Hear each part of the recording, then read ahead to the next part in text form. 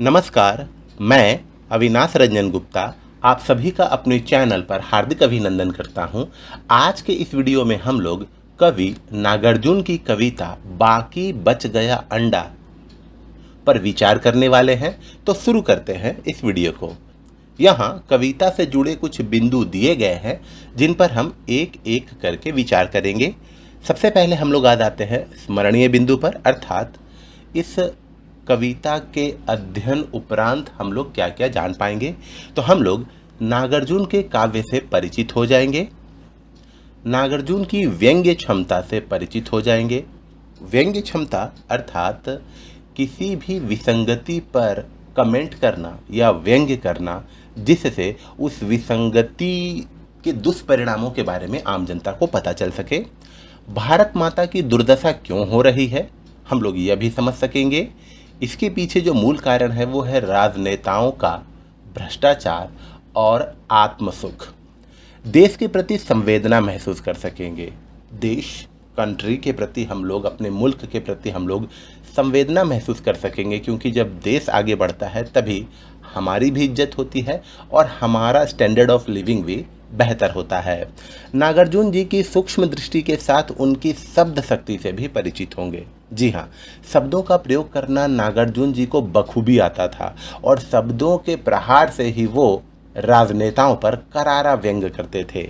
कविता की व्याख्या एवं रसास्वादन कर सकेंगे। अब हम लोग आते हैं अगले बिंदु की तरफ, जो है कवि।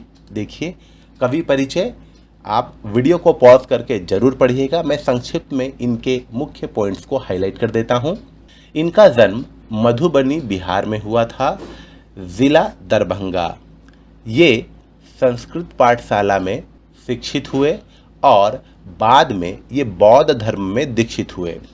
इन्हें घुमक्कड़ी जीवन या यायावर जीवन बहुत पसंद था। ये बहुत घूमते फिरते रहते थे। इन्होंने कई मासिक पत्रिकाओं और साप्ताहिक पत्रिकाओं का भी संपादन किया, जिसमें दीपक जो मासिक पत्रिका थी और विश्व बंधु जो साप्ताहिक पत्रिका थी का संपादन किया है। और ये संस्कृत तथा बांग्ला भाषा में भी काव्यों की रचना करते थे। अब हम लोग आते हैं अगले बिंदु की तरफ, जो है प्रस्तावना। देखिए, प्रस्तुत कविता में अत्यंत प्रसिद्ध प्रगतिवादी कवि नागार्जुन ने भारत माता की दुर्दशा के कारणों की पड़ताल की है। भारत माता के जिन सपूतों के सिर पर उनकी जिम्मेदारी थी वे अपने स्वार्थ में लग गए, इसलिए अब माता की देखभाल के लिए कोई नहीं रह गया। कवि भ्रष्टाचार के भयावह रूप को उजागर करता हुआ भ्रष्टाचारी राजनेताओं की कार्य पद्धति और भ्रष्टाचार पर कटु व्यंग्य करते हैं। पहले कवि लिखते हैं, राम राज्य में अब की रावण नंगा होकर नाचा है, सूरत शक्ल वही है भैया, बदला केवल ढांचा है। नेताओं की नीयत बदली फिर तो अपने ही हाथों, भारत माता के गालों पर कसकर पड़ा तमाचा है। इस तरीके की व्यंग्यवाणी से वो राजनेताओं की आंखों को खोलने का प्रयास करते थे, जिसमें लालच, ईर्ष्या, द्वेष, आत्मसुख का मोटा पर्दा जड़ा हुआ था। कवि नागार्जुन ने राजनीति के क्षेत्र में गंभीरता से मनन किया है। अनेक विषय पर निर्भीक एवं निष्पक्ष होकर अपनी मौलिक विचारधारा प्रस्तुत की है। अपनी कविता स्वदेशी शासन में कवि स्वतंत्रता प्राप्ति पर ही प्रश्न चिन्ह लगाता है, क्योंकि शहीदों ने प्राणोत्सर्ग करके जो भारत माता को मुक्त कराया उसका फल चुने हुए व्यक्ति ही भोग रहे हैं। व्यर्थ हुई साधना, त्याग कुछ काम न आया, कुछ ही लोगों ने स्वतंत्रता का फल पाया। इसीलिए क्या लाठी गोली के प्रहार हमने थे झेले, इसीलिए क्या डंडा बेड़ी डलवाई हाथ पैरों में। इस तरीके की व्यंग्यवाणी वो करते हैं। डॉक्टर विष्णु प्रभाकर का कहना है, इसमें संदेह नहीं है कि बाबा अर्थात नागार्जुन जी राजनीति में आकंठ डूबे हैं। आंदोलन, प्रदर्शन, जेल के कुछ भी नहीं हटा उनसे, अर्थात ये भी राजनीति के क्षेत्र में सक्रिय भूमिका निभाते थे। ये आंदोलन में भी पार्टिसिपेट किए, प्रदर्शनों में भी पार्टिसिपेट किए और जेल यात्राएं भी की हैं इन्होंने। अब हम लोग आते हैं विशेष पर। देखिए, इस कविता में कुछ विशेष बात है, जिसमें 5 पुत्रों का जिक्र है और ये 5 पुत्र है महात्मा गांधी व चंद्रशेखर आज़ाद, जो गोली खाकर शहीद हुए थे? सुभाष चंद्र बोस, मोहम्मद अली जिन्ना, जवाहरलाल नेहरू और जयप्रकाश नारायण। इन 5 पुत्रों का जिक्र इस कविता में किया गया है।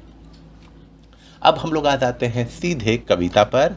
देखिए, 5 पूत भारत माता के, दुश्मन था खूंखार, गोली खाकर एक मर गया, बाकी रह गए 4।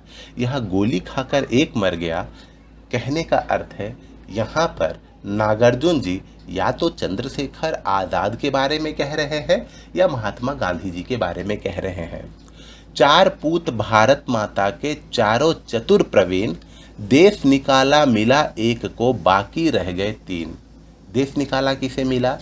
देखिए, सुभाष चंद्र बोस जब एक्सट्रीमिस्ट हो गए, थोड़े गर्म स्वभाव के हो गए, तो उन्हें कांग्रेस से निकाल दिया गया और उन्होंने सर्वसम्मति से कांग्रेस को छोड़ दिया और वो विदेश जाकर आईएनए का गठन करने लगे।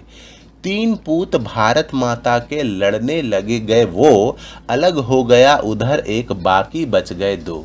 अर्थात अब 3 पूत बचे, अर्थात 3 बेटे बचे भारत माता के, जिसमें से एक तो अलग हो गया, मोहम्मद अली जिन्ना, जिन्होंने डायरेक्ट एक्शन प्लान कर दिया और मुस्लिम लीग से जुड़ते हुए उन्होंने पाकिस्तान की मांग की। 2 बेटे भारत माता के, छोड़ पुरानी टेक अर्थात परंपरा, चिपक गया है एक गद्दी से, बाकी बच गया एक। और एक यहाँ पर मेरे हिसाब से इन्होंने जवाहरलाल नेहरू की ओर इशारा किया है और वो भारत के पहले प्रधानमंत्री भी बनते हैं। 1 पूत भारत माता का, कंधे पर है झंडा। वो 1 पूत जो है वो और कोई नहीं बल्कि जयप्रकाश नारायण जी हैं। पुलिस पकड़कर जेल ले गई, बाकी बच गया अंडा। देखिए, अंडा बच गया या अंडा मिला, इसका मतलब शून्य, अब कुछ नहीं बचा। हम लोग भी जब पुराने ज़माने में स्कूल में पढ़ा करते थे और शिक्षक गण जब हम लोगों को हमारी एग्ज़ाम की कॉपियाँ दिखाया करते थे तो बोलते थे तुम्हें अंडा मिला है, अर्थात तुम्हें कुछ नहीं मिला। अब भारत माता के पास कोई सपूत बचा ही नहीं है, इसीलिए कविता का नाम है बाकी बच गया अंडा। अब हम लोग विस्तृत जानकारी प्राप्त करते हैं। आ जाते हैं हम लोग शब्दार्थ पर। तो ये देखिए, शब्दार्थ दिए गए हैं कठिन शब्दों के। आप वीडियो को पॉज करके अध्ययन कर लीजिएगा ताकि कविता को समझने में आसानी हो। अब हम लोग आ जाते हैं संदर्भ और प्रसंग पर। तो संदर्भ, इस कविता के रचयिता बाबा नाम से प्रसिद्ध प्रखर राजनीतिक चेतना के कवि नागार्जुन जी हैं। और प्रसंग की बात करें तो देखिए, प्रस्तुत कविता में कवि ने स्वतंत्रता प्राप्ति के बाद भारत की दशा एवं उसके नेताओं और अधिकारियों की कालाबाजारी की बात बताई है। नागार्जुन चुप रहने वालों में से नहीं हैं, वे बोलते हैं और चुप रहने वालों को छोड़ते नहीं हैं। वे विनोबा भावे की चुप्पी पर भी प्रश्न उठाते हैं। जिन्होंने इमरजेंसी का समर्थन किया, उसे अनुशासन पर्व कहा। विनोबा भावे के लिए वे कहते हैं, जिसमें नागार्जुन का व्यंग्य स्पष्ट दिखता है। वे कहते हैं, राजनीति के बारे में मैं एक शब्द भी नहीं कहूँगा, तकली मेरे साथ रहेगी, मैं तकली के साथ रहूँगा। देखिए, तकली कहने का मतलब हुआ एक ऐसी वस्तु जिसमें धागा लपेटा जाता है। तो ये राजनीति के साथ ही रहेंगे और राजनीति के विरुद्ध में किसी को कुछ नहीं कहेंगे। ऐसा माना जाता है कि जब भारत को विनोबा भावे के आक्रामक विचारों की आवश्यकता थी, तब वो चुप्पी साध गए थे। वे आज की नकली आज़ादी पर भी कटु व्यंग करते हैं। कहते हैं, कागज़ की आज़ादी मिलती, ले लो 2-2 आने में। नागार्जुन के हिसाब से जो आज़ादी मिली है वो वास्तविक आज़ादी नहीं है। कवि प्रस्तुत कविता में बताना चाहते हैं कि भारत माता की रक्षा की जिम्मेदारी जिन लोगों पर थी, वे निजी स्वार्थ में डूब गए, अतः देश की रक्षा तो हो नहीं सकती। जिन नेताओं, अधिकारियों, पुलिस, राष्ट्रभक्तों पर देश की जिम्मेदारी थी, वे तो स्वार्थ में लिप्त हो गए। अब माता को कौन देखे? वह तो पुत्रों के रहते भी निपुती हो गई। अष्टभुजा शुक्ल लिखते हैं, कूच किए ललमुहे तो कूद पड़े कलमुहे। अर्थात जब ललमुहे अर्थात फिरंगियों, लाल मुंह वालों ने भारत छोड़कर इंग्लैंड की ओर रवाना हुए, तो अब उनके पावर को अपनाने के लिए सत्ता के लालची कलमुहे अर्थात भारत के ही भ्रष्ट नेता कूद पड़े। नागार्जुन पूंजीपतियों और धनियों की पोल खोलते हैं, उनकी कथनी और करनी के अंतर को स्पष्ट करते हैं। श्री अरुण कमल जी का कहना है, आज नागार्जुन हिंदी के सबसे बड़े राजनीतिक कवि हैं। उनकी एक महत्वपूर्ण विशेषता है कि वे राजनीतिक दृष्टि से संवेदनशील कवि हैं। वास्तव में वे उन कवियों में से हैं जिन्होंने भारतीय जनता के साथ कंधे से कंधा मिलाकर संघर्षों में भाग लिया है। शायद ही ऐसा कोई दूसरा कवि हो जिसने राजनीतिक घटनाओं, चरित्रों पर इतनी बड़ी संख्या में कविताएं लिखी हो। जमींदार है, साहूकार है, बनिया है, व्यापारी है, अंदर अंदर विकट कसाई, बाहर खद्दरधारी हैं। सब घुस आए, भरा पड़ा है भारत माता का मंदिर। एक बार जो फिसले अगुआ फिसल रहे हैं फिर। अर्थात स्थिति ऐसी हो गई है कि जमींदार है, साहूकार है, बनिया है, व्यापारी है, लेकिन अंदर से तो वो कसाई है, निर्मम है, शोषक है, बाहर से खद्दरधारी है, अर्थात नेता बने हुए हैं, हमारे भाग्य विधाता बने हुए हैं और सब भारत माता के मंदिर में आ गए हैं। लेकिन एक बार जो अगुआ फिसल चुका है वो सत्ता के लालच में बार बार फिसल रहा है। अब आते हैं हम लोग व्याख्या की तरफ। देखिए, कवि कहते हैं कि देश की रक्षा की जिम्मेदारी उठाने वाले भारत माता के 5 पुत्र थे, अर्थात जो समझदार, बुद्धिजीवी एवं जागरूक माने जाते थे। ऐसे भारत माता के 5 पुत्र प्रमुख थे। वे पांचों सूरवीर, बहादुर व चतुर तथा प्रवीण थे, परंतु दुश्मन भी अत्यंत निर्मम, निष्ठुर, कठोर व खूंखार थे। उनमें से एक पुत्र महात्मा गांधी या चंद्रशेखर आजाद दुश्मन की गोली खाकर शहीद हो गया। अब भारत माता के पास सिर्फ 4 पुत्र रह गए। भारत माता के ये चारों पुत्र अत्यंत प्रवीण, दक्ष एवं चतुर थे। उनमें से भी एक पुत्र सुभाष चंद्र बोस को सरकार का विरोध करने के कारण, सरकार की गलत नीतियों का विरोध करने के कारण देश से निकाल दिया गया, अर्थात कांग्रेस पार्टी से निकाल दिया गया। तात्पर्य यह है कि जो सरकार का समर्थन करे वह देश में रह सकता है, परंतु जो उसकी नीतियों का विरोध करे वह देश से निकाला जाता है। माता के बाकी बचे पुत्रों में आपस में ही संघर्ष होने लगा। वे माता के विषय में ना सोचकर अपने विषय में, अपने पद के विषय में सोचने लगे। उनकी आपसी फूट के परिणाम स्वरूप उनमें से एक, जिसे मोहम्मद अली जिन्ना कहते हैं, जाकर शत्रुओं से मिल गया। इस प्रकार जिस पर देश की रक्षा की जिम्मेदारी थी वह देश को तोड़ने का कार्य करने लगा, अर्थात पाकिस्तान नामक देश बनाने में भिड़ गया। अब भारत माता के 2 ही पुत्र बच गए जिनसे वह सेवा ले सकती थी। तात्पर्य यह है कि जिससे उम्मीद की जा रही थी वह नालायक निकलता जा रहा था। 2 बचे पुत्रों में से भी एक पुत्र जवाहरलाल नेहरू अपनी पुरानी परंपरा यानी देश सेवा, मातृ सेवा को छोड़कर जाकर सत्ताधारी हो गया। तात्पर्य यह है कि भारत की सेवा जिनके कंधे पर थी वह व्यक्ति स्वयं सत्ताधारी बन गया। देखिए, यहाँ नागार्जुन जी का यह मानना है कि जवाहरलाल नेहरू देश की सेवा में लिप्त ना होकर सत्ता की सेवा में लिप्त हो गए। ये इनके निजी विचार है, ये इनकी निजी व्याख्या है। मेरा ये मानना है कि जवाहरलाल नेहरू ने देश की उन्नति के लिए बहुत सारे कार्य किए हैं।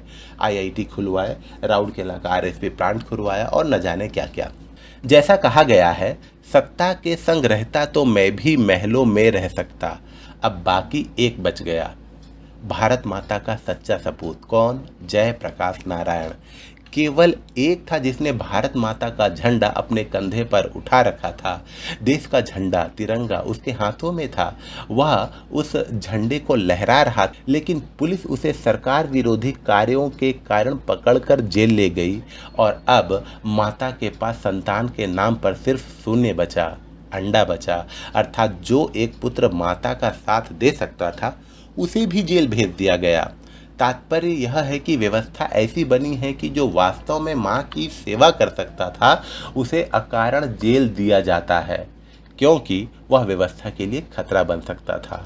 तो ये थी स्पष्ट, सुंदर और क्लासिफाइड व्याख्या बाकी बच गया अंडा कविता का।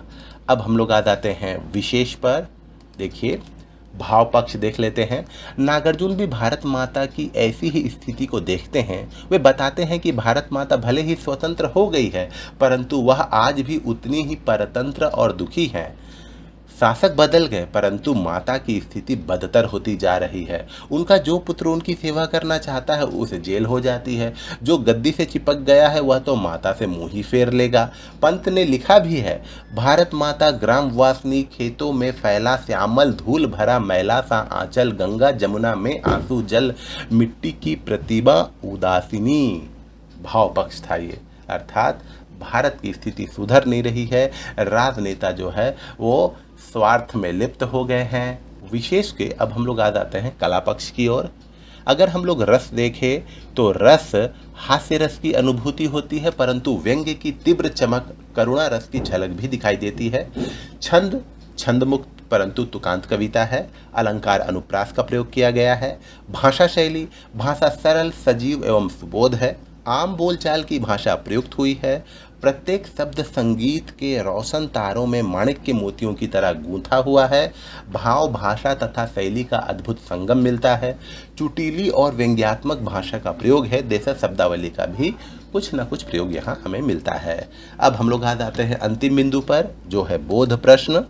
देखिए, प्रस्तुत कविता बाकी बच गया अंडा के रचयिता कौन है? सिंपल, नागार्जुन जी। भारत माता के कितने पुत्र थे? 5 पुत्र। भारत माता का पहला पुत्र गोली खाकर मर गया। भारत माता के चारों पुत्र कैसे थे? चतुर एवं प्रवीण। कंधे पर झंडा रखे पुत्र को जेल क्यों हुई? कंधे पर झंडा रखे पुत्र को जेल इसलिए हुई क्योंकि वह भारत माता का सम्मान करता था, उनकी सेवा करना चाहता था। सत्ताधारियों को लगा कि इससे हमारी कुर्सी खतरे में आ सकती है, इसीलिए उसे जेल दे दिया गया। कविता में कवि किस बात का वर्णन कर रहा है? कविता में कवि कहता है कि देश जिनके भरोसे है वे अपने स्वार्थ में लग गए हैं और देश की चिंता उन्होंने छोड़ दी है। कविता की भाषा शैली कैसी है? कविता की भाषा चुटीली, व्यंग्यात्मक तथा प्रवाहपूर्ण है। खड़ी बोली के साथ कुछ देशज शब्दों का भी प्रयोग किया गया है। अब ये अभ्यास प्रश्न आपके लिए है। प्रस्तुत कविता का सारांश आपको अपने शब्दों में लिखना है। नागार्जुन के व्यक्तित्व एवं कृतित्व पर संक्षेप रूप में लिखना है।